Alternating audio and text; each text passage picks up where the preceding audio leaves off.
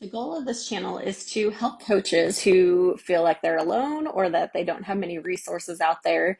Maybe they had a coach or they twirled a long time ago and they want to pick it up again and they're just, don't know where to start. So I'm going to show you kind of a progression of things that I teach, ways that I teach it, the reasons behind the way I teach it. And today, the first thing I ever do is explain the baton to the kids. So let's say that they only come for one lesson. I want them to understand each part of the baton. And then one day, if they're, pick it up again, then they're like, hey, I know all about that. So the very first thing I teach is what the baton is and the parts of the baton. There are actually 5 parts to a baton that, at least that I teach. And so I'm going to show you a couple, or basically the way that I teach it and kind of explain the reason behind the way that I teach it.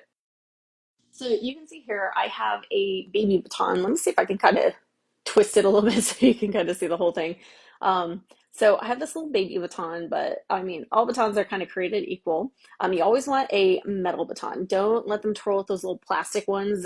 If the, with the pink or purple ends that you get off of Amazon or at the dollar store, they always need a proper baton.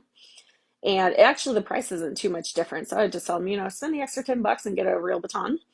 You can see here, I call this a naked baton. So there's nothing on it, and it's just kind of plain. I'll put some tape on it later too to explain some other parts. So the first part, this big end, you see there's 2 different sizes. So the big end, the technical term is called the ball of the baton. And then up here you have the little end. It's called the tip of the baton. So I don't know if it kind of makes a difference if I turn it so you can see, but just so you can kind of see the difference there. Now you can see I've actually taped off the baton. So this metal part of the baton is called the shaft. The shaft has 2 parts on it. First, the middle part. Oops, come back here. On the middle part, that's just kind of the balance point for longer batons. This is a baby baton. It's almost like a novelty baton. So this is just for learning purposes. On some batons, you'll actually see the point. It's about halfway between the middle and the end of the baton.